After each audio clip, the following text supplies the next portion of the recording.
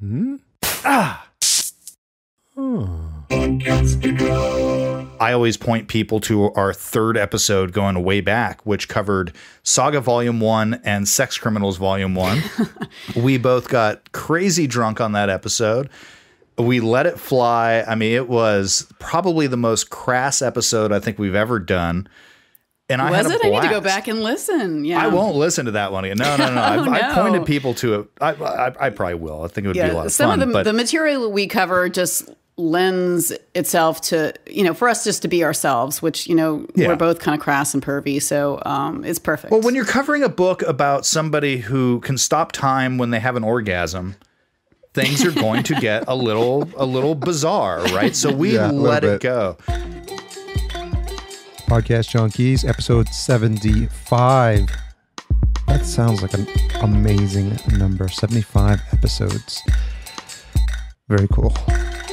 Thanks for those that have been with me for this ride. And hello to all you new listeners. I was in the car today. I was taking a lift, and I asked someone if he knew about podcasts. And he said no. So I proceeded to not only put my show on his phone. He didn't even know the podcast app was on his phone. But I also put another show on there that I'm listening to now called Radio Film School with the host, Ron Dawson, who I'm actually going to have on in a couple of weeks. But I'm getting ahead of myself. If you're new to the show, then you'll find that the intro tends to go in different directions sometimes, but I always make it a point to welcome new listeners because I truly appreciate you for listening, for checking in, especially if it's the first time, and hopefully it's to your liking. In case you missed last week's episode, we spoke to the one and only, you can call him Johnny, John Nastor, host of Hack the Entrepreneur. I've been keeping an eye on him here and there, and I ran into him at Podcast Movement. He's definitely epitomizes the punk music aesthetic from the point of view of a podcaster. And his show's definitely going strong. He does 3 a week, which is so kick-ass. So he did not disappoint. We had a really fun conversation, as usual, all over the map. But that's the way I like them. And you guys know that. So this week, we change it up again.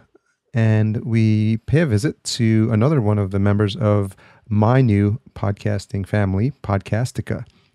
And it's a conversation with Grace and Erik, a.k.a. Mr. Blahg. Now, you'll have to listen to figure out why he has that nickname. But it's entertaining. I love talking to two hosts because you get a feel for how they work with each other. And they tend to keep each other honest, which is what I like, because when Erik goes off on a tangent, then Grace is right there to keep him in check, which is what I like. And I also like the fact that Grace provides a female perspective, not only to the topic, which is indie comics, but also a nice counterpoint and other position. I don't know what comes to mind right now, but just an offset to Erik. And I think they complement each other really well. I'm happy I got to know them a little bit more, and I'm glad that you will too as a result of this conversation. So enjoy. So, Grace and Erik, thank you so much for joining me on Podcast Junkies. Thanks for having us. Thank you very much. So people might not recognize Erik by his everyday name. He's otherwise known as Mr. Blahg. Yeah. So maybe that might be a good place to start, and you can explain where that came from. And while Grace tries not to laugh too much.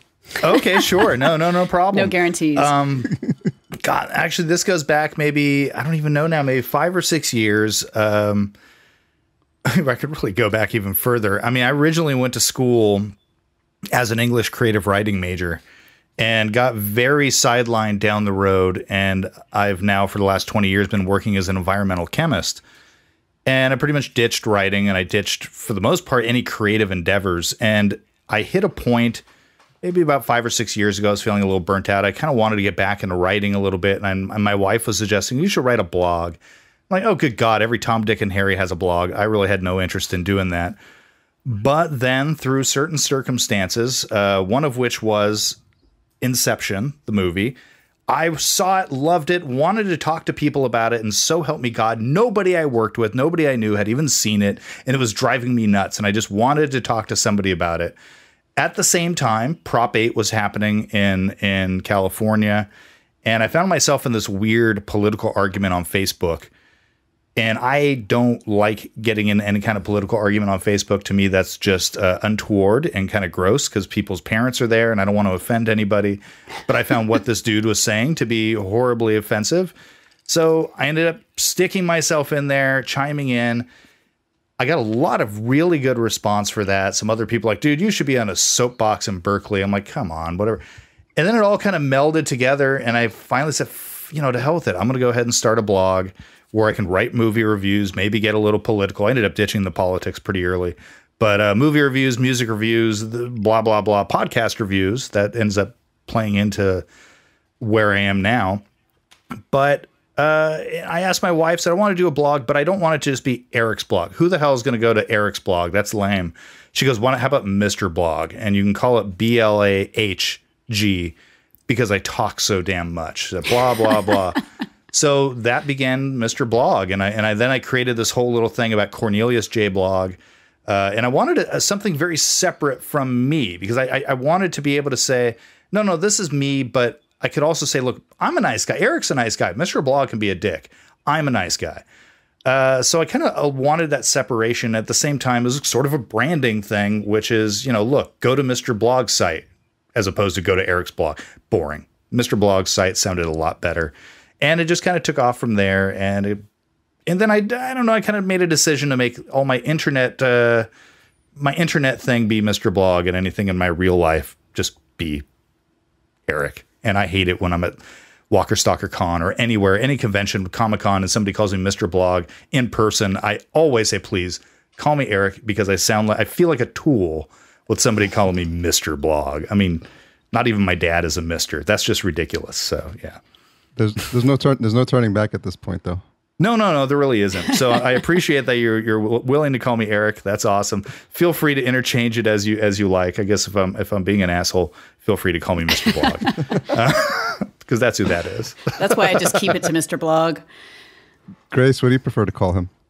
That's what I'm saying. I just keep it to Mr. Blog. It's easier that way because he's usually a bit of an ass, right? Just kidding. So, Grace, did you have any thoughts of having like a secret persona when you started coming online? Oh, who's saying I don't? Yeah. It's so secret that people don't even know it's a secret. That's true. That is true. Grace is not even your real name, is it? Oh, I don't know. So you started, you joined, if I got my facts correctly, and correct me if I'm wrong, but you joined Jason and Karen on Walking Dead cast to begin with. Is that right?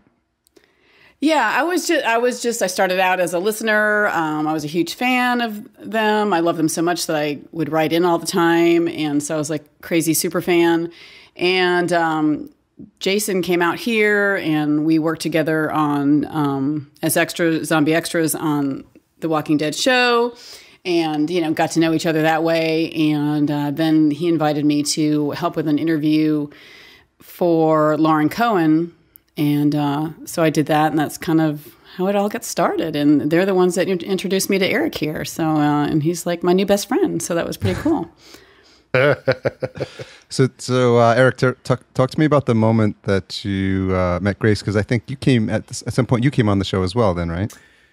Well, I was a fan of the show. I started hearing Grace pop up on it, and I was like, okay, right on. And as I kept listening to the Walking Dead cast, I realized, hey, wait a minute, Jason and Karen, they're in the Bay Area nearby. We're about the same age. We seem to have a lot of the same interests. I ended up writing a review on MrBlog.com of the Walking Dead cast. I let him know. They read my email on air. I was like, oh my God, that's the coolest thing. I actually just thought it was the greatest thing. And then we ended up just going back and forth. And then I think, Grace, you and I were, I don't know quite how we were communicating at that point, but we started communicating. We kind of just talked on Twitter a bit. Yeah, just like every once in a while. And then when you were I mean, I guess I'll let you tell how you were on the show. I don't care. But it was what, April 20th of 2012. I have this weird memory for dates. Wow. Jason Karen had me on for the first Game of Thrones season 2 episode that they did. And it was surreal because that was the first time I had met any podcasters, especially anybody I'd listened to. And here I meet Jason, and he's like, no, don't talk about any of the show. We save it for the podcast. 5 minutes later, Karen shows up. 5 minutes after that, we're on mic, and I had never met them before, just some email exchanges. And that was really, now I should back up a little bit. I did have my own little podcast for a while called the Mr. Blogcast, which was supposed to be a supplement to the blog itself. Had 5 episodes. That was it. I ended it. I liked one of the 5 episodes. The rest I hated. It was hard to motivate when it was just myself and these kinds of whatever. That was its own separate thing. So I got together with Jason and Karen. We had an amazing episode. It was so much fun. And I don't know if it was a couple days later or a day after that, once the episode was released, I got this, I don't know if it was an email or through Twitter or whatever it was from Grace. Like, oh my God, you're awesome. After I heard the episode when you were on there, I was like amazed because you have the amazing voice. Thank you. And so I messaged you on Facebook. I don't even think we were Facebook friends, and I was like, oh my God, you were so amazing, and I was like gushing because I didn't realize you had all those skills. So yeah, and so then we started talking a lot more after that. It happens. And so, Grace, was it so like amazing because you were surprised that there was someone that was able to geek out on that topic to the extent that you can, and it's so rare when you find someone like that? Well, not so much, but I mean, Erik has just a way of expressing himself, and whatever thoughts are in his head just come out so professionally, and and I'm the total opposite. I'm much better on paper. I'm much better at writing my thoughts out because I can take the time. It takes me a lot of time to get all what's in there out, but Erik's not like that, and I was surprised that he sounded so professional and so good, and I was just impressed by his skills. So I was given a pat on the back. Thank you. Digging a bit deeper on that, Grace, I was wondering, where does that love that you had, because you said you were a Walking Dead fan, and I am as well, and there's a group of people that you tell when you first tell them about the show, they're like, why would I watch a show about zombies? And you have to explain, no, it's so much more than that, and it's about human interaction. So has that genre of TV always appealed to you? Well, I've always been drawn to like post-apocalyptic kind of stories, and so that's what drew me into The Walking Dead. And I was big on a Lost forum on Lostpedia years ago, and someone had mentioned that this show was coming out, The Walking Dead, and it was about zombies. I was never into zombies, but all I had to hear was post-apocalyptic, and I was all about that. And so like 10 months before the show, I was waiting for the show to come out, and so I watched it, the very first episode, and then right after that, because being a Lost fan, I was into podcasts a little bit.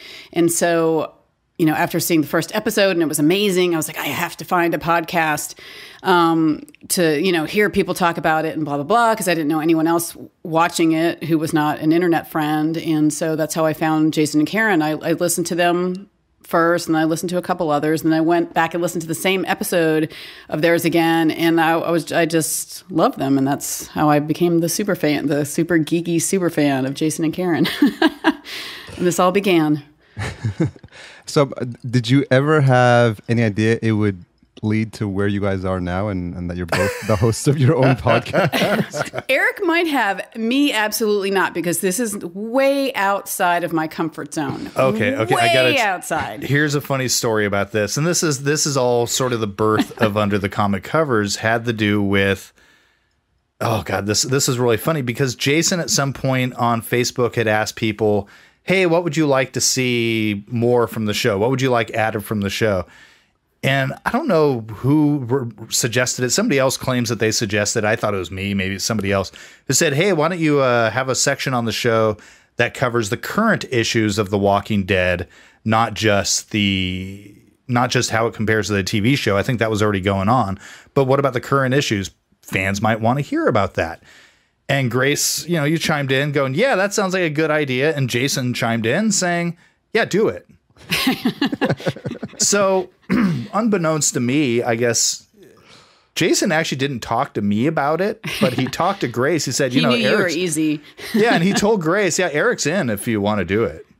And he didn't ask me, but he told her that I was in on it. So she agreed to do it. And then Jason told me, hey, Grace is up for it if you are. I'm like, oh, yeah, sure, I'll do it. I'll go on anything. I'm happy to. And meanwhile, we had not met in person at this point. No, we had never met in person at this point. Yeah. But you already figured out that this is something you'd want to do together. Oh, sure. See, now the thing with Grace and I, we both did not get into comics until our mid to late 30s. We are very much late bloomers on the comic thing. And we both had the same experience of coming in late, not giving a crap about superheroes, and not really knowing where to start with comics necessarily. So we both had that in common. And as we got to know each other better, just through Facebook Messenger or texting or whatever it was that we were doing, how we were communicating, we realized, hey, we were turning each other on to different comics. We were starting to read more and more and more and more. And I don't know, we just definitely had a connection on this kind of thing. And then when it came time to really start, first it was The Walking Dead on the Walking Dead cast. We had our little Under the Comic Covers 15-minute segment. Then very quickly, I think we just did one of those, and then we went to the first Walker Stalker Con in Atlanta.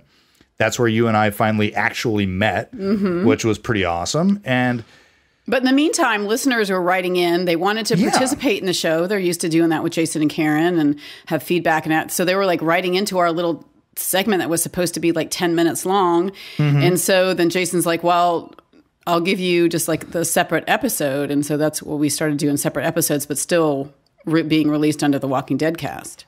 And that went on for a while until we reached a point where we're like, Jason, we want to talk about more than just The Walking Dead. We're going to go and be like a spinoff. Now, I always like to think of us as like the Jeffersons to Jason and Karen's All in the Family. I always worry that we're going to be the Ropers to Three's Company, but I like thinking of us as the Jeffersons. I like the Jeffersons. I like that. Yeah. Grace is my Wheezy. I was just going to say, can I be Wheezy? Oh, of course you're Wheezy. Yeah, of course. It's so much fun being Wheezy. And we're totally dating ourselves with all those references. Yeah, well. We tend to do that. So I'm interested in the fascination for comics because you guys definitely dive deep, and these episodes, I mean, some of them are like 2+ hours. And very rare are they that long, but it's that's very rare. Some, yeah. So it's if we have a lot of issues to cover. We have a lot of issues, that's true, but we also have a lot of comic book issues to cover. Yes. Double entendre there. Exactly. So actually, let me step back a second. I'm wondering if in the dynamic of you two going back and forth and now up to 98 episodes, you have this thing that happens with co-hosts where you not only do you get a dynamic of you guys working together and you get a flow where you start to finish each other's sentences, but I imagine over time you start to hear things that come out either because you're interviewing someone or you're just talking through and you're like, oh, that reminds me of my love for Duran, for example, in the case of Eric. Oh, God. Oh, you know this. Okay.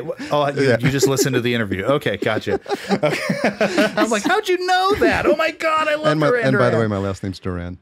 I know. Trust me, I noticed that. So I'm wondering, Grace, if you could talk about if you did you see that as something that was happening, that you got to know him by the course, by virtue of you guys spending so much time together, just getting to know Eric better as a person. Oh, yes, indeed. Oh, God, I mean, it was a process because, we did talk beforehand before we started the podcast, but once we started podcasting, we were just talking all the time. We were messaging all day long. And then we were talking on the podcast and just getting to know each other and trying to figure out our dynamic because I'm just naturally a listener. I'm not a talker. I don't expand a lot of the things I say, and Eric is just the opposite. And, at first we're like, well, let's try to even it up and whatever. And I'm like, you know what? We just have to be ourselves. I'm always going to be more quiet. Eric's always going to be more talkative. We got to just let it be. We can't fake it. We can't force things. And so I think now we just try not to worry about that so much. I mean, do you worry about that anymore? I don't worry care. about that in the least. I don't worry about that in the least. The listeners don't complain about that, and they don't. I think they're just used to it, and that's just what we are. And actually, we got a complaint in the first couple of episodes on the Walking Dead cast as Under the Comic Covers. I think somebody somebody sent you a message saying that we sounded too polite, that we weren't interrupting each other, we weren't talking over each other. That probably doesn't happen anymore.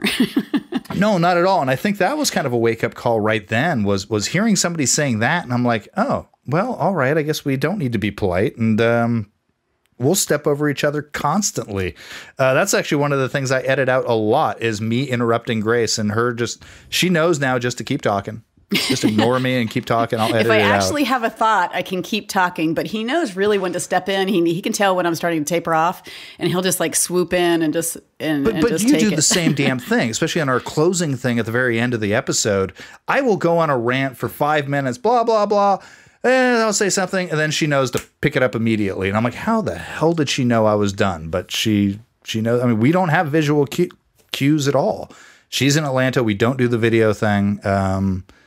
It is completely just audio. We just, we have that connection at that I think what happens is that Grace has gotten a feel for about what the length is of a typical Erik rant. Oh, there are 7 no minutes? bounds. There are no bounds. 7 minutes? Is that what it is? All right. That sounds about right. So she just knows to jump in. She's like, yeah, he should be wrapping up right about now. So.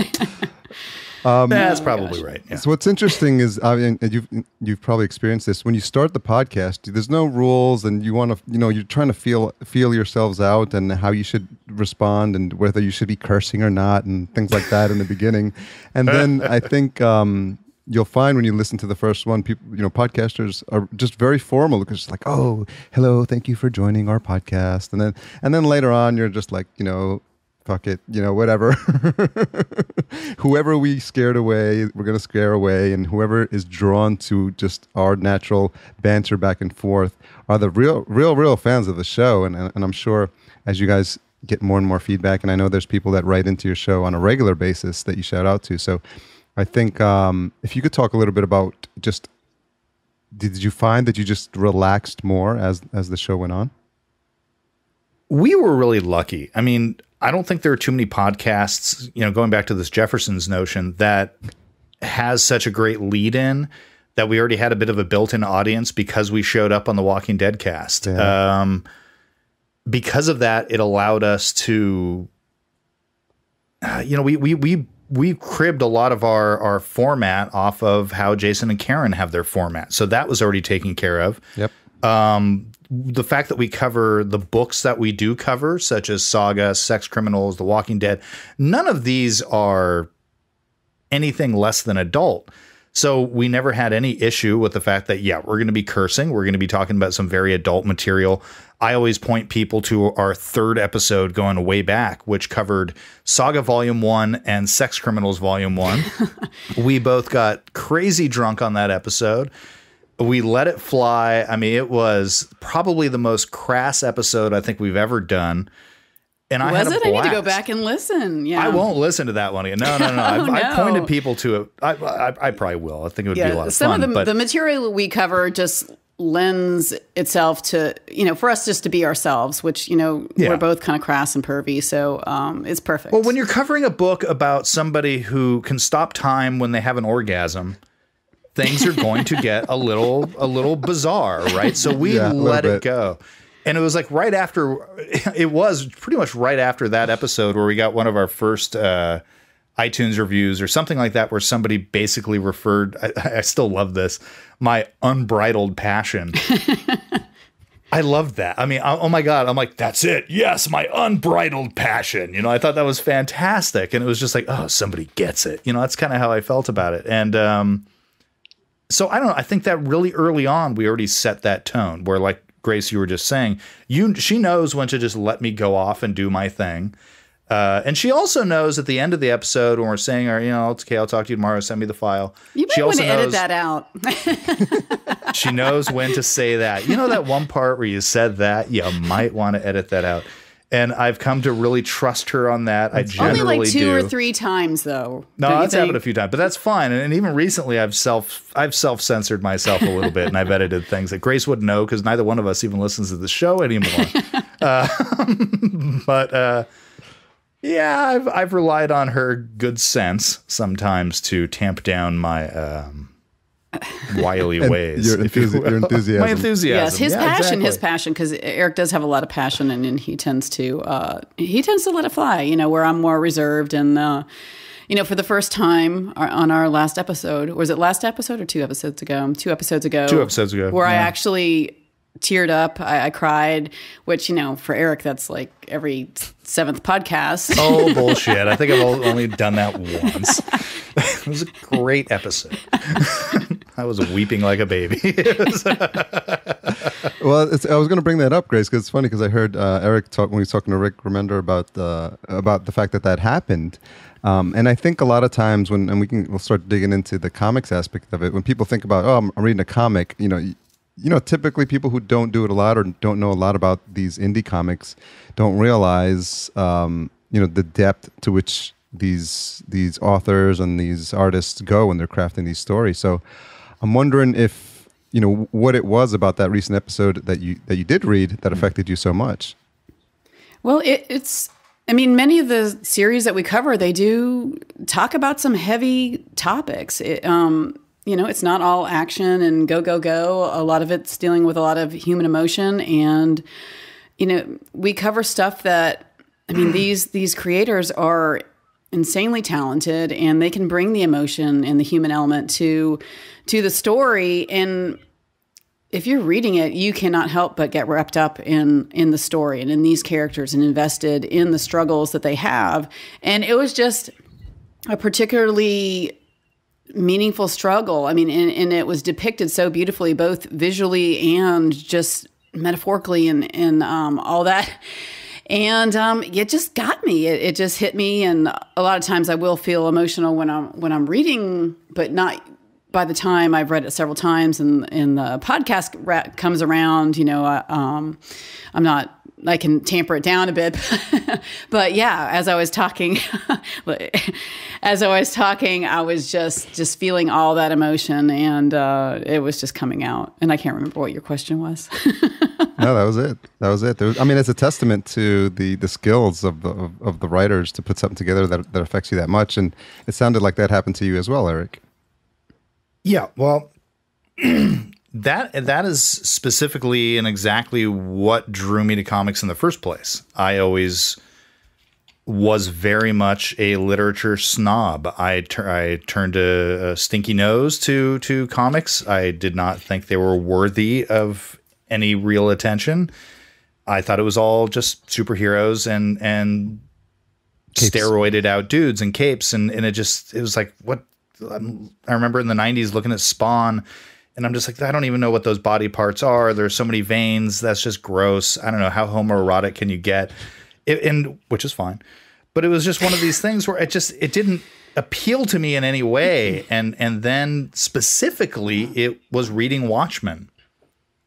And I read that, and I read it because I kept seeing, like, Time Magazine named it one of the 100 best novels of the century. Entertainment Weekly did the same thing. And I actually really liked the cover art on it. I'm like, man, I like the design of that. So I finally picked it up and read it and was blown away. And from that point, I asked somebody at a Borders bookstore, rest in peace, Borders, I still miss it so much, what he would suggest reading after reading Watchmen. And he kind of asked me a few questions. He pointed me to Sandman by Neil Gaiman, Preacher by Garth Ennis.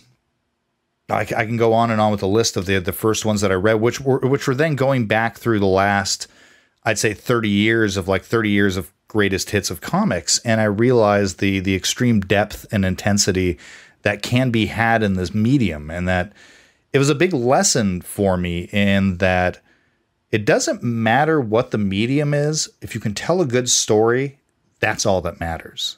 And I've had these moments throughout my life where I've been able to strip away pretense, in terms of movies, where I've been able to just allow myself to enjoy something where maybe I would have turned my nose at it. Independence Day is where that happened for me, where I thought it was tripe and how could people be loving it so much? And then I kind of let go and I'm like, oh my God, this is fun. It's just stupid fun. I'm okay with that. And I had to learn how to just have stupid fun. But then I turned myself to comics, which I thought was nothing but stupid fun, and see the emotional depth that can actually be told. And then you discover something like, Sweet Tooth by Jeff Lemire, which is the one that got me into a weeping, puddly mess. And I'm like, you can do that in comics? Are you kidding me? I mean, I'm crying over here. Multiple times, and I embraced it, and it was wonderful. And then all of a sudden, this whole new world opened up, and then you discover the comic shop, and you go to the comic shop, and there was one that I would go to look for something near my work, and I had the classic comic book guy from Simpsons experience of, worst episode ever. The guy was horrible. I mean, I'm in there for like 15 minutes and nobody even asked if I needed any help. It was like this, or I asked him, hey, do you have a copy of this? Oh, we don't carry that. It was the worst experience. And then I found my comic shop that I go to now in Sanderfeld, Blue Moon Comics, owned by Sam and Steven. And oh my God, they were warm, they were welcoming. I could explain to them that I'm fairly new to it. They would offer me suggestions. They said, hey, read this. And they'd say, as the owner, I know what are really great stories that nobody's buying. So here, read this. And I'm like, oh my God, you're right. So all of a sudden this whole new world opened up. Grace and I together were chatting constantly. And this is all right before Under the Comic Cover started. Revival, I think, is one of those books that you, Grace, really turned me on to. And that ended up in episode 1 of Under the Comic Covers was Revival in our Charlie Adlard interview. And it was just, the world expanded for us. And the pretense had to go out the door. Interesting. Grace, what's your first recollection of comics? Well, I cannot describe it in detail like Erik did in the passion. I don't have that. Oh, shut up. But I came into it much later. I mean, even later than Erik did. And really, it started with The Walking Dead. And I actually, I was a huge fan of the show. And I actually won the first volume of The Walking Dead on Jason Caron's show. And they shipped it off to me. And I was hooked. And I would... I just was reading through them, and I would. There was this really cool used bookstore around the corner, and you could also order new stuff too. And there was like this really cool guy there, and I would talk to him about that and Game of Thrones because I was reading both of them at the same time. And from there, so I was just collecting all the volumes of The Walking Dead and just going through them and talking to him about it, talking to people online about comics, getting us some other recommendations, and just absorbing everything just kind of all at once. And, and it really was not that long ago. I've always been a reader, but I just never knew that kind of story was out there. I was clueless. I didn't have any friends that read comics, and it was like a whole world that I didn't even know existed. And I kind of just delved right into it, and obviously very happy to find it. So, have you had any interactions in real life now? Because where you've talked to people about your passion, and maybe you get them hooked, or maybe you create like a new generation of fans because they see that that's something that you're crazy about, and you give them some guidance about where to start. Well, I'm totally trying to. My littlest one is pretty open. My middle one, I have 3 daughters. My middle one has read a couple graphic novels. Tell me the name of the creator, Erik, with Smile and Drama. Oh, Raina Telgemeier. And my little one, she is more open because she's younger. She's 10, and so I'm getting her into a few titles, and she's pretty open to it. But also, like my online geeky friends, I will totally share my passion with. I don't talk about it much in real life with my real life friends. We also have this little podcast where we do our best to turn people on to these books. But yeah, other than the podcast, even like people that I don't tell about the podcast, online friends, I will try to get them involved in reading some good stuff. But yeah. Well, and it's frustrating for us too, because we can't, I have my friends or other people I meet and I say, yeah, I have a podcast. Oh, what's it about? And they get excited. And then when I tell them, well, it's about independent comic books, all the color pretty much drains out of their face. They're like, oh, yeah, well, yeah. But we knew that going into this. We are dealing with an extreme niche market where the available listenership is honestly minute. It really is. It's not like, let's say, going back to the Walking Dead cast, they've got 19 million viewers of the TV show, there is a pool of 19 million potential podcast listeners. Now, realistically, that's not the case, but that pool is a lot larger than, let's say, even the Walking Dead comic book on one of its better issues is getting about 70,000 readers. That pool is pretty small. That's the big book. You go into something like, let's say, They're Not Like Us, where we're getting maybe 8,000 to 9,000 readers a month. That pool is really tiny. But if we can get 800 listeners on a book that gets 8,000 readers, we just nailed 10% of the available readership. That makes me really, really happy.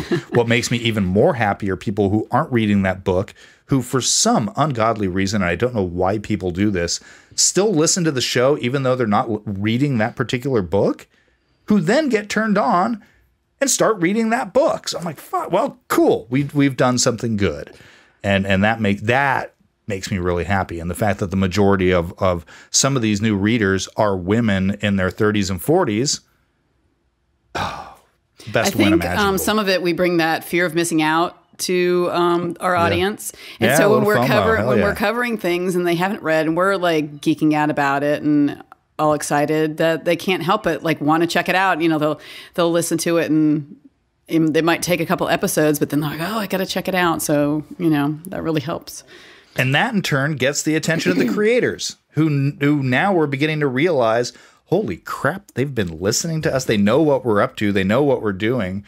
And as what just happened with our Rick Remender episode, he approached us through Image. I mean, it was this very weird sort of thing that honestly blew me away and made for one hell of a great week last week when I got very, very excited that Rick Remender wanted to talk to us. And that's insane. You did a good job of not fanboying out too much on that. Are you insane? I totally was a total fanboyed on fanboy. it. I was a total fanboy.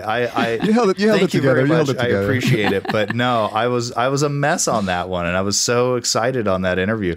But the thing with us also, interviewing, like, I don't know if you've heard in some of our previous episodes when we were talking about podcasting, we talk about podcast junkies. And my favorite line for you is I always say Harry Duran gives great interview. That's the way I like to put it. And that's your focus. You're focusing on interviewing and you do a great job with it. And the first time I heard you was with Jason.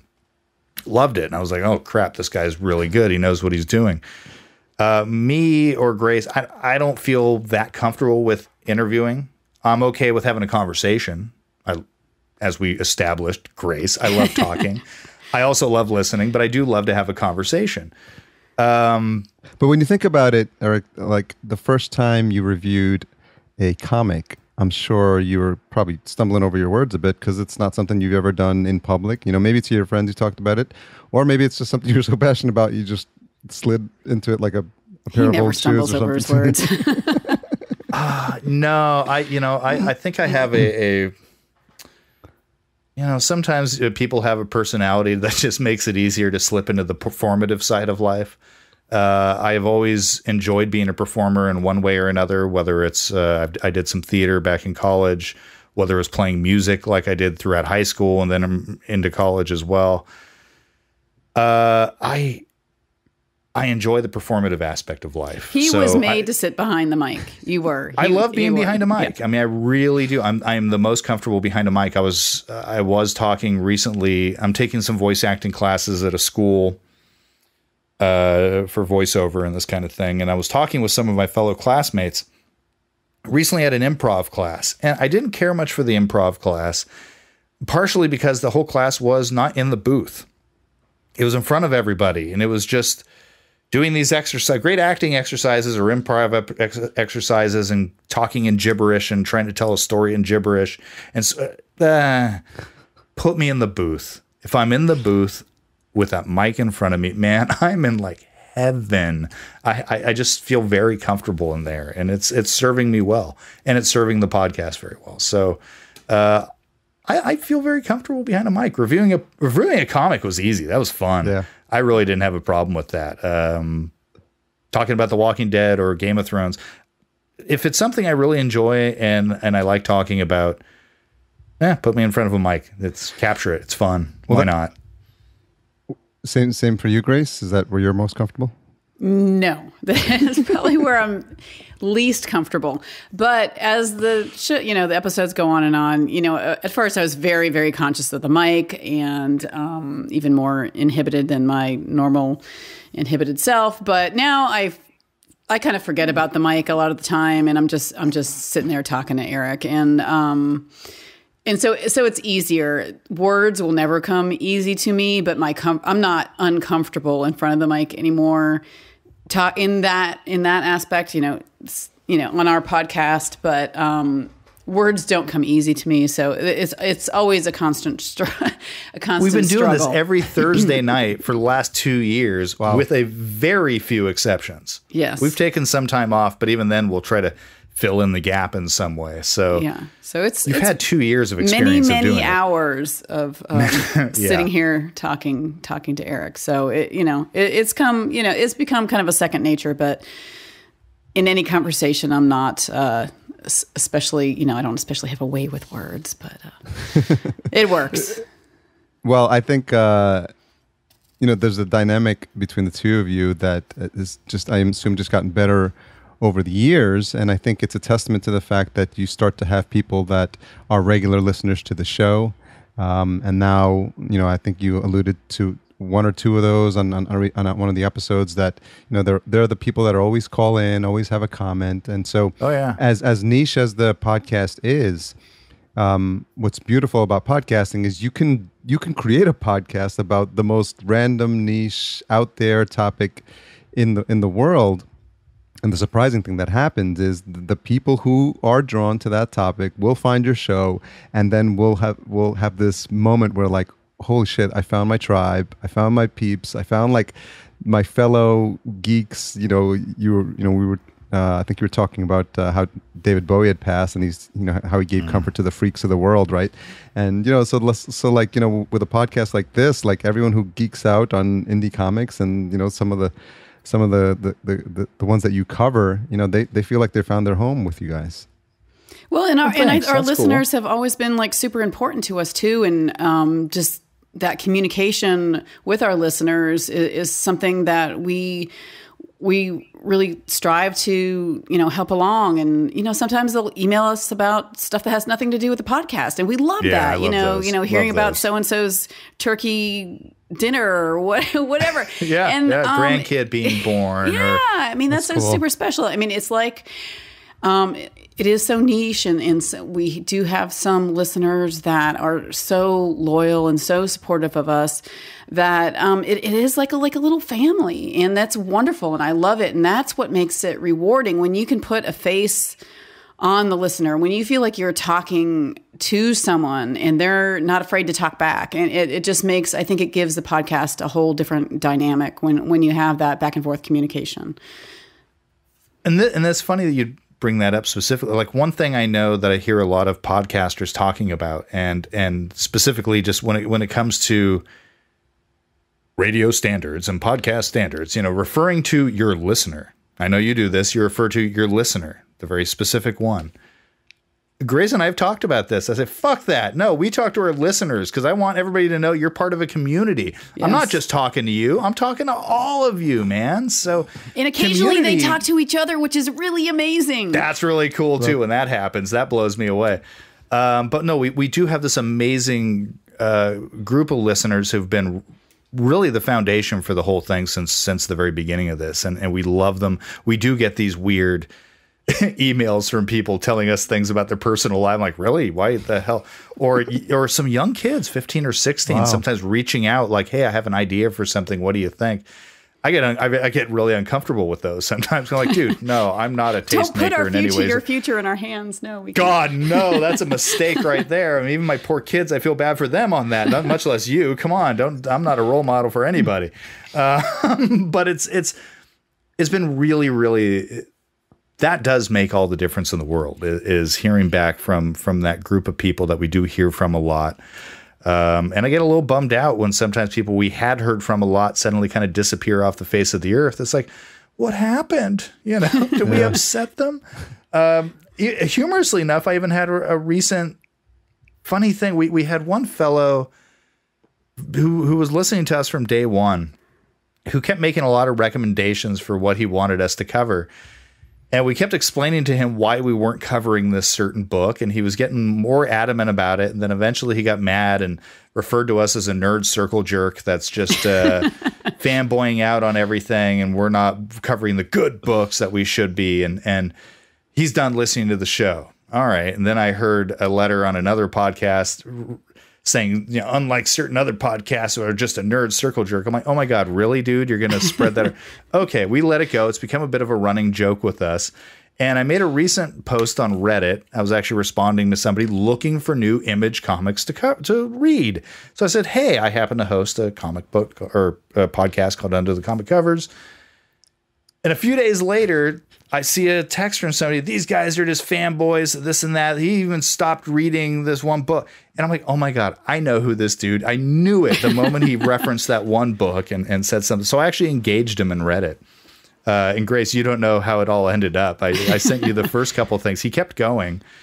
He's going to be listening again for a little bit because I told him, like, you know, he pushed us to start covering Black Science, humorously enough. I said, well, you might like my Rick Remender interview I did. And then he said, well, you guys just ignored me. I'm like, dude, we actually changed the way we did our letters because of what he said. You know, we made changes to the structure of our show based on what he was saying. And then he's going to go running around saying we ignored him. It's like, no, you just couldn't accept the fact that we're not going to cover this one book you want us to cover. What the fuck, dude?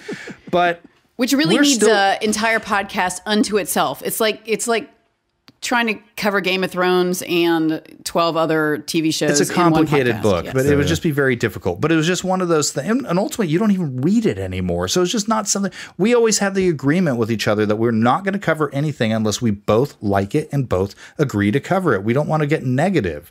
And this is what I'm always trying to tell this guy. We don't want to go negative. Well, my point is, I don't want to sit there and discuss for half an hour something I don't want to like. My time is precious. I am not going to read something I don't care for on a monthly basis, let alone prepped for it and then spend more time talking about it. No way. I have to love it. So a year and a half later, I run into this guy again on Reddit of all places. And this was yesterday. He and I had this whole exchange. And I think actually at the end of it, I should have responded back to him like, I think this session went very well. You know, let's keep going with this. And actually, I think we came to a bit of an understanding because I called him out. He was calling me out on what he thought was me ignoring. I called him out on, we did all this crap for you. Come on, give me a break, man.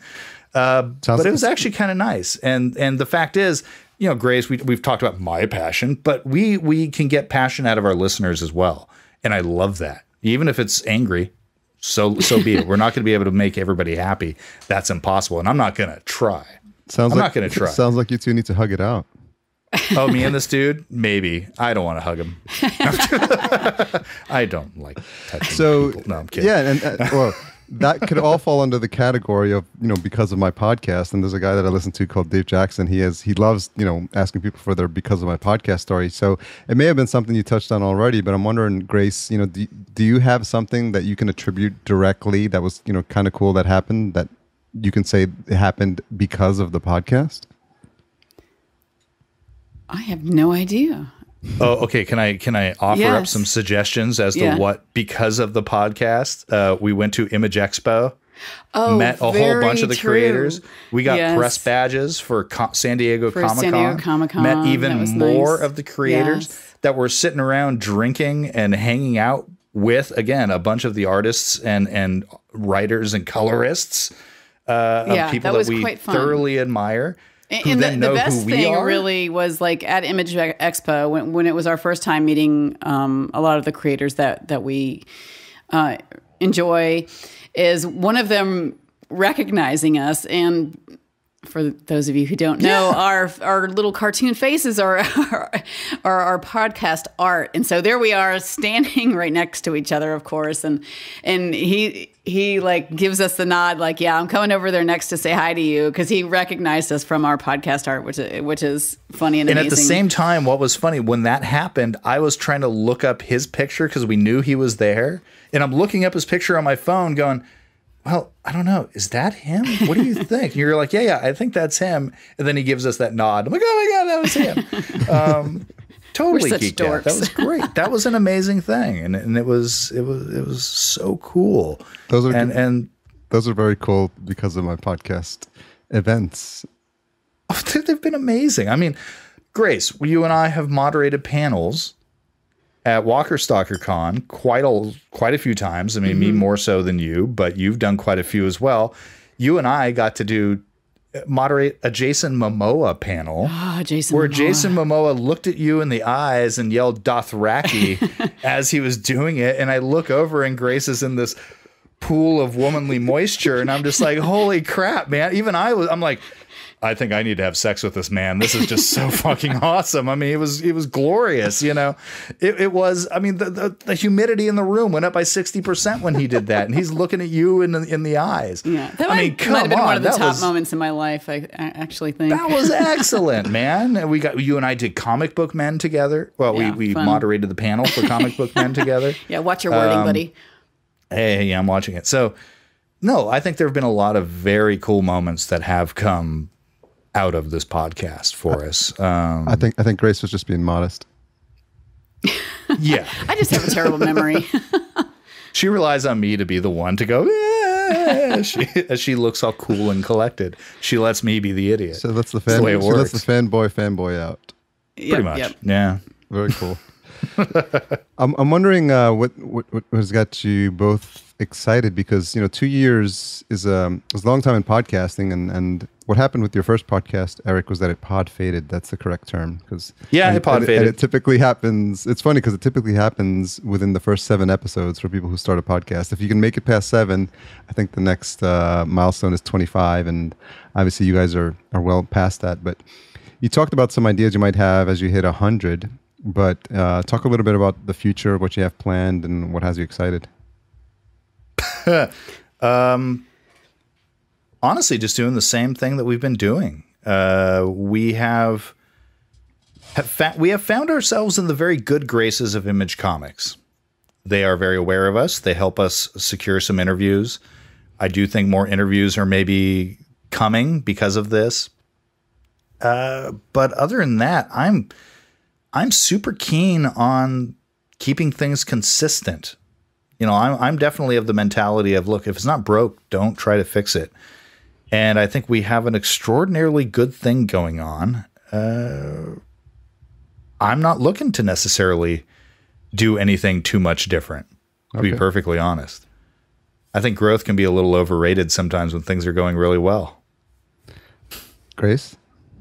No, I feel the same way. And, we also have very busy lives, limited time. Eric has a J job. And so that puts a lot of time constraints on us too. And the fact that we are on opposite coasts, interviews are challenging to set up. So we're going to make sure that's really someone we want to talk to and something we want to really talk about and whatnot. But I think it's just kind of grown naturally. We haven't pushed, there are times when I feel like we're really on a roll and we're super excited and we'll get a lot of things done during that time. Then sometimes, the family will pull us away from it a bit, and we're just kind of, just riding and just going and doing what we're doing. But I don't have any huge lofty goals right now. I mean, I think that what we've done so far and the connection that we've had with the creators is just so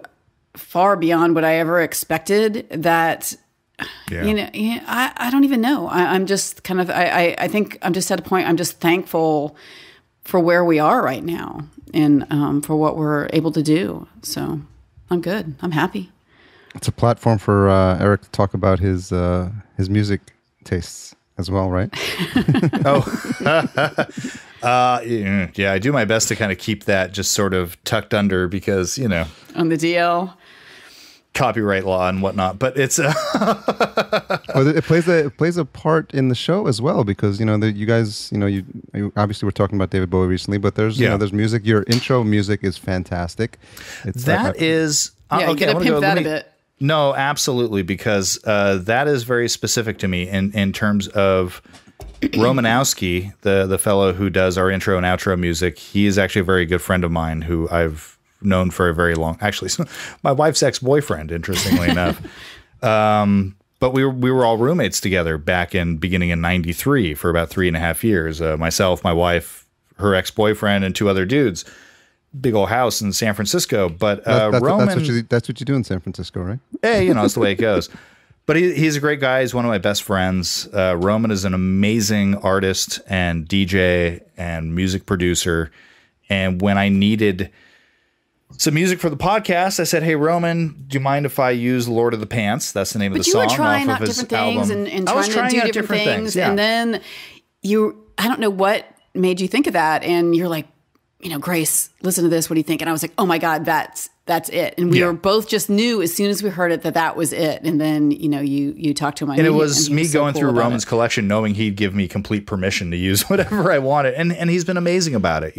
He did tell me I can use anything of his that I wanted. Actually, in my studio here, I have some of his artwork hanging up. The guy's a great artist. So Romanowski, I would say to anybody, I wish I could remember his website right now. It might be romanowski45.com. I think that's his. Yeah, send it to me website. and I'll put it in the show notes. Sure thing. So he's a great guy. He's an amazing artist, and I love what he does. So yeah, he supplied that music for us, and it seems to capture kind of the feel that I enjoy for our show. Well, you guys are going 2 for 2 because your artwork is fantastic as well. That was Kirk Manley, somebody that we met through the Walking Dead cast as well. And he does a lot of amazing things with The Walking Dead, his episode artwork, his tribute art. He's done some work for Walker Stalker Con as well in terms of some of the special posters for a few of the cons. I know he did Philadelphia and Boston and some of the other ones. I think he's doing New York, New Jersey Fan Fest next weekend as far as the poster is concerned. He's just a really cool guy, good artist. We did interview him on our show as well. And he developed that artwork for us. And I was like, that's great. And it ended up working out really well, doubly well for the fact that I ended up growing a beard in the last 2 years. And it doesn't matter because the lower half of my face is covered, which worked out very well. And I think Grace liked that because it kept her that much more hidden. Yeah.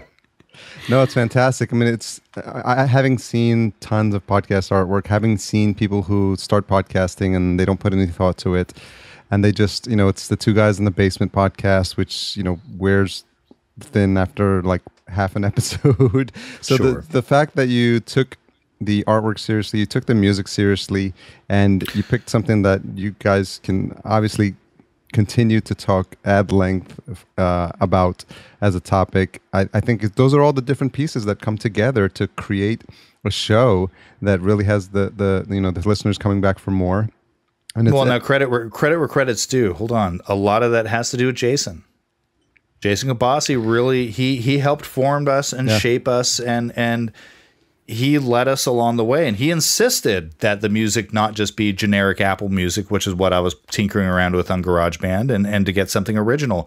He insisted on good artwork, and this was that help was immeasurable. I cannot really minimize how much help he gave us. He held our hand through all the beginning stages, and even though I was comfortable with GarageBand and editing, he showed me a few extra things that made the quality of the show that much better, or even the way that we record locally, so that although we are 3,000 miles away, it sounds like we're in the same room together.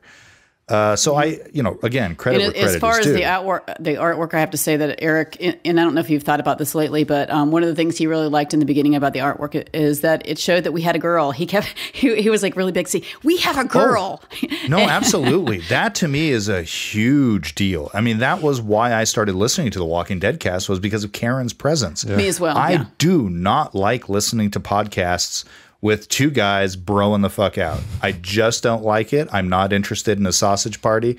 I think it gets boring, and I think women have a substantially different viewpoint and a very different perspective that adds a breadth of interest to anything that you're talking about, to have members of the different sexes represented in a podcast. I think it's got a different voice, a different feel. And when it comes to comics, like I said, one of the things I'm most proud of is how many women we have gotten turned on to something that I feel is a predominantly male dominated industry of comic books that I want to see a greater female representation in all these things. I mean, I am somebody who, I grew up very, very much a mama's boy, very close to my mom and my grandmother. My family is the most important thing to me, and that consists of my wife and my 2 daughters. The only other male in my household is my little dog. So I God, to say I love women sounds cheesy, but it's one of these things where, no, I really, really need that element in my life. And if I'm going to do a podcast, if I'm going to do anything, it's going to be with a woman, because I feel that I feel more comfortable with Grace than almost anybody else. And I think that plays a big part of it. Yeah. And I hope that shows, and especially in, the last year when we've, really grown to know each other and because become really good friends. Absolutely. And because, yes, I will get very crass. So, yeah, sometimes I feel like having Grace there makes it like, no, it's okay. Grace is here. I'm saying these horrible things. If I'm okay with it. Yeah. If she's okay with it. But at the same time, I'm talking to Grace. I also feel very comfortable. In general, I feel very comfortable with this, but with Grace there even more so, in being very vulnerable and allowing my soft underbelly to show. And I have no qualms about showing that soft underbelly, because Grace, you're hard, man. I'm the tough one. I'm soft. She's the tough one. I'm the like, I'm the more romantic one, as opposed to you. You're so girly. I am, I'm cool with that. I totally love that. And again, I've always felt a better connection towards women very often than men. I think I get a little more uncomfortable in groups of men than I do with groups of women. Even a big party with a big mixed group of people, if there are dudes in one room talking sports or business or what have you, I'm going to go talk about cooking or because honestly, hanging out with women, what you really come to learn and discover, women get dirtier, nastier, filthier. They're more open. They are more repugnant than men ever could be. I thought that was just me. No? No, I'm sorry, my dear. But y'all filthy creatures, and I love y'all for it, because men are fucking lame. I'm sorry, my language is getting even worse. It's the wine. Men can just be lame. It's like diving into a shallow pool. You're just going to break your neck. I need a little bit of depth, and Grace, you offer that. So thank you. Aw, that was very sweet. Yeah, this happens every so often with us. We actually like each other. I think which is, oh my God, if I didn't like you, there's no way we could do this. We couldn't do this. We could not pretend. I'm not a very good actor, so there would have it's been all an genuine. episode 1 and no episode 2. Yeah, we wouldn't have made it past that episode 7 or whatever you were talking about. Episode 3, Saga Volume 1, Sex Criminals Volume 1. Yeah. Well, it's an important aspect, and it the dynamic you have, and I'm glad you brought it up, Grace, because it is that other viewpoint is so important, especially when you deal with topics that are covered in the comics and on the occasions you guys have been on the shows, and even in Walking Dead and Game of Thrones. You need like a woman's perspective on some of the scenes you watch, and to say like that, was that as offensive as I thought it was, or then you have a woman come in and say this is why it's gratuitous, or just something to round out the conversation. Because to your point, Erik, if it was just 2 guys, you'd hear just that one side of the conversation. So I think it's really important to have that yin and that yang. Well, hopefully we bring that. Yeah. So guys, we'll wrap this up. I want to thank you guys for making yourselves available, and hopefully, Grace, this wasn't as tough too as painful. You thought it might. No, it was all good. Thank you. I appreciate you having us on. That's awesome. Yeah, this is great. Thanks a lot. No, I just like the opportunity for the listeners to get to know a bit more, some more folks in the Podcastica family, and just to kind of, your listeners know you, obviously, because they listen to you week in and week out. But I think it's always nice for people outside that to understand, who are these people that are behind the microphone, and what are the lives that they have, and how did they get to the point where they are, where they're doing this, and why is it that they're so passionate that they had to start their own podcast. And that's why I love having these conversations, and I'm glad we got to talk a little bit about that with you guys. Well, and I felt the same way about finally getting a chance to talk to you. Because when it comes to Podcastica, Grace and I think we were kind of instrumental along with Jason in the creation of this whole thing. And the fact that, okay, Walking Dead cast, we do the comic talk section on that. The other podcast in the network was Game of Microphones, which was me, you, Grace, Jason, Karen, and David. And then, of course, Under the Comic Covers, which is just you and I. So you and I ended up being on all three of the original Podcastica podcast, which was kind of funny. And I'm like, wait a minute. How the hell that happened? You know, how do we show up in all of these things? I have guested on the Sci-Fi Movie podcast, 4 times now, and now on this one. I guess I need to start watching Once Upon a Time. But I'm really excited to see that the network is beginning to grow with the addition of those other 2 I just mentioned, and of course you, Harry, as well. That it's a pleasure to see it growing. Yeah. Certainly beyond us, that we have nothing to do with any of the other ones. So it's not as much pressure. That's why. That might be it. Yeah, that might be it. But no, it's nice to see this beginning to become a little more realized, and to see it beginning to grow. And as I always say on our sign off, you know, our growing network at podcastica.com, and it is growing, and I'm excited to be a part of it. And I appreciate everything that, you know, Grace has done with me on all of this, and what everybody else is doing for the podcast. And of course, what Jason has done, both as the podcast daddy and, or network daddy, I should say. And then of course the Walking Dead cast, because Grace and I both started out as fans. Simple as that. Indeed. You know, At this point, we have to say, hi, Jason. Hi, Jason.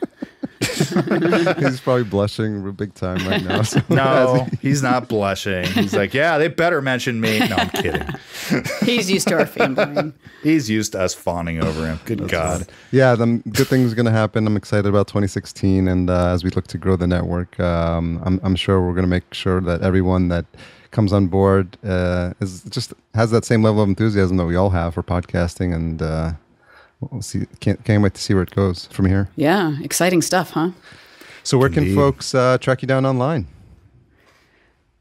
Do it, Grace. Oh, God, I don't have my agenda. I know, we always have this on the agenda. Well, let's see. You can find us on Facebook, of course, on Twitter at UTC Covers. Just at UTC Covers. That's it, I think. Underthecomiccovers.com. You can find us there. Of course, you can find us on iTunes, Under the Comic Covers. And Stitcher Radio. There we go. We have this usually all laid out. You know, that's the only part of the podcast that we read. Nothing is scripted except for the very beginning and the very end. Yes. Everything else in the middle. Well, and by the very end, we really need it unscripted. because we've usually had several drinks by then. So Yeah. This is true. Yeah, much like right now. So yeah, those are the places you can find it. The regular places. I'd say Facebook is the best place to find us. I love interacting with people on Facebook. Even the haters. Even the hater. Obviously, one hater. One hater. Actually, he's pretty much been the only only hater. One other person has had maybe a couple of complaints about one thing or another, or just didn't get a joke. But other than that, no, we have no complaints about our listeners, man. We've got a great group of people who listen to our show, and I just adore all of them. It's so much fun, and a couple of them in particular. Pork Tornado, really one of our favorite listeners. He goes by Pork Tornado. Shout out to Pork Tornado. I am. I wanted to squeeze that in there. I love Porky. He's great. We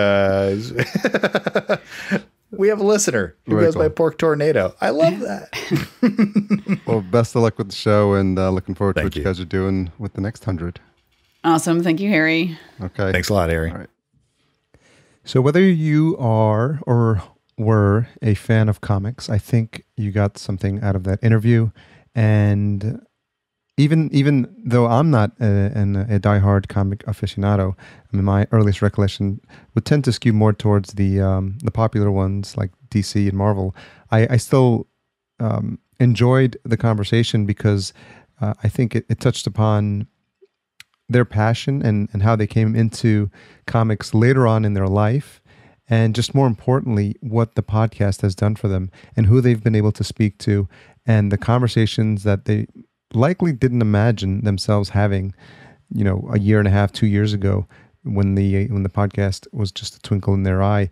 And the other cool thing was the fact that it all started from the support they got from Jason, who is the host of Walking Dead cast, and my partner in Podcastica, and so a lot of good things that we discovered, and all of it tied back to podcasting, and just doing what you're passionate about is something that I think is so important, and it's that common thread that weaves through all the interviews that I've done recently, and the way things are going and the way things are looking. I don't see that changing anytime soon, because it's just that one connector of being a podcast host that we then take in a million different directions. So I'm excited at all the opportunities I have coming up to have amazing conversations with just interesting people who happen to have a podcast. So as you were reminded throughout this episode, we are all part of the Podcastica network, and you can find our shows at podcastica.com. So make it a point to check that out if you haven't done so already. Special thanks goes out to Cedar and Soil, the originator of my intro and outro music. Check them out at cedarsoil.com. Don't forget, you can subscribe to the podcast, which is one of the 3 things that I need you to do if you haven't done so already. Subscribe, and even more importantly, download. Download and subscribe. It's an amazingly important thing for the lifeblood of a podcast, so make sure you're doing. There's probably those of you that listen week in and week out and that haven't done so already, so shame on you, because if you don't subscribe, you're going to miss an episode. And then everyone's going to be talking about it at the water cooler, and they're going to say, did you hear that last week's episode on Podcast Junkies when Harry and Johnny Nastor talked about, but you won't know what they're talking about because you didn't hear it. So to avoid that, subscribe to the show and then tell your friends.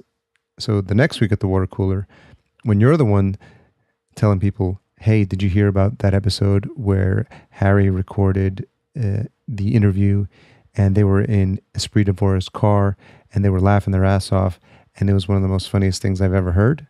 Someone's going to come up to you and say, what are you talking about? And you're going to say, it's this podcast. It's called Podcast Junkies. You need to check it out. You don't have to say it in that tone, like a Valley Girl type of thing, but you get the idea. And then, if you haven't done so already, rating and review on iTunes is amazing. And if you do so, then let me know, and we'll put that into the show notes. Actually, I have a couple here handy that I can read back to you. Billy F83 from the UK. Great podcast. Keep up the good work. Mother Jen from USA. Love everything that you have going on over here. Keep it up. Parenting abroad, also in the US. I love hearing the backstory of so many of the podcasters I listen to regularly. Even better, I get to discover new podcasts. Great show with a really well-run interviews. My pal, Esprit Devora, I see you on iTunes, says, so grateful to have been a guest on the show. I love how down-to-earth Harry keeps the show content while maintaining high-quality audio. His commitment to podcasting is flawless. Excited to be part of the Podcast Junkies community. Oh, that's nice. Thanks, Esprit. The Customer 4025 says, it's fun looking back. Pulling back the curtain on the people behind the podcasts. And that's what I aim to do. And I'm so happy that people appreciate it. I'm so happy that people are enjoying it. And that's what I just love doing day in and day out. So always send your feedback. Let me know what you think of the show. Let me know what you think of the interviews. You can always jump online on the show notes page, podcastjunkies.com. And there you'll see all the links for stuff that's going on with the show. And every once in a while, I'll write an article there too. So thank you for the support. Thank you for the love. Thank you for the likes, the follows, the tweets, and all things social media related. And hope you have a fantastic week. Stay tuned. Next week, we have a couple of interesting options. I'm not sure which one's going to be released first, but it could be either a new podcast, storytelling podcast around film that has just totally got me mesmerized and I've been checking out recently, or hosts of a fan show that's popular and talks about one of the popular TV shows. So, and they're also two female podcasters. So, I like to keep the male-female energy engaging. Almost forgot the retention hashtag.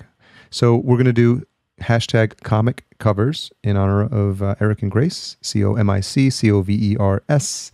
And be sure to tag us on Twitter. Let us know you made it this far.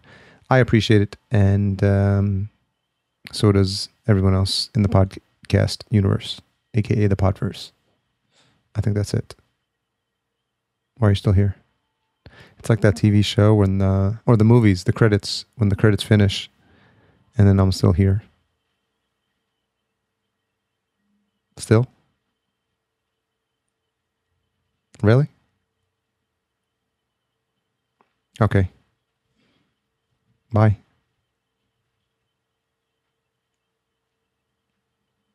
Okay, seriously, if you stuck around this long and you're the first person to send me an email to Harry@podcastjunkies, I'll send you a t-shirt. Bye.